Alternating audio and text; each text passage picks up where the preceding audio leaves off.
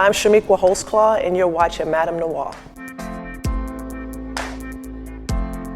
I knew I wanted to be a professional athlete since I was 13, 14 years old. New York City, you know, hoop culture is like really big. And at that time I was like the only girl playing. It was before the whole girl power movement. So I grew up playing with Ron Artest, Lamar Odom, and we just had some battles out there.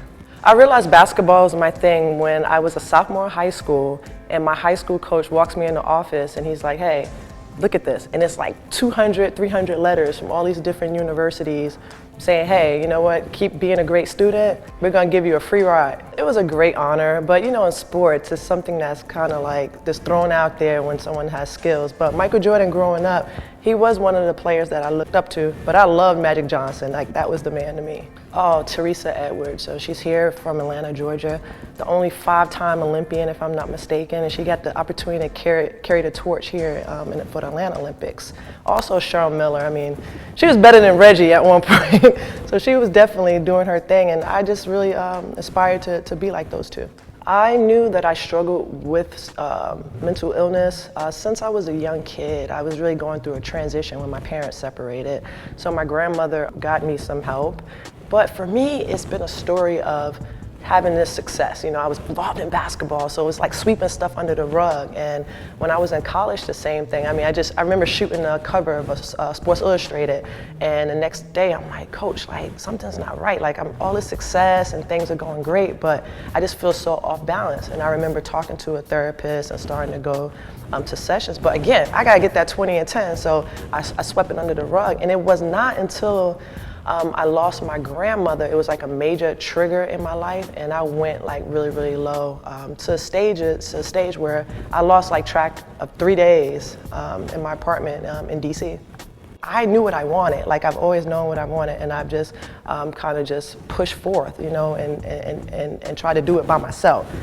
By myself didn't work. It wasn't working, so I've just pulled in like my family, my best friends, and just asked them, hey, can you help me along this journey? And that's also included getting the help that I needed, therapy, and finally accepting, you know, I can't be everything for everyone. I always really try to connect with the minority community, because I just think that we just are taught to keep our business to ourselves. You know, it stays in our household. And when you talk about mental health, we don't want to address it. And I've had the opportunity to talk to a lot of different people. You know, I have fathers telling me, you know, they're struggling with a lot of things, but they have to provide for their family. They're scared to go to work and tell the HR that they need mental health evaluations or help. And it's just really tough, because I think that if we take care of our overall health, we can be better fathers, better mothers. And you know, a lot of times when I'm out speaking, nobody looks like me, and I'm really confused. I'm like, all right, I'm like speaking at all these great events.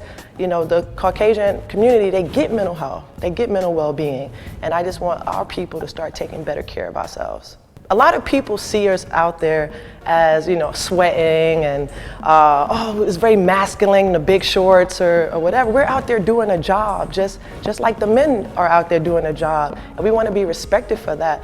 Men look at us like, oh, they want sexy all the time. They want to see us in these like poom shorts and maybe like a sports bra. Playing basketball, that's not realistic. This is one other thing I'm always trying to like tell people. They're always like, oh, they're like men, or they're gay. Like, not all the women that play basketball are gay, you know? My guy friends come to the game and they see the girls get dressed up after, and they're like, Dad, like, she's beautiful, yes, she showers, she puts on heels, she's an athlete, she has an amazing body. And then they're just like, oh man, like, hook me up.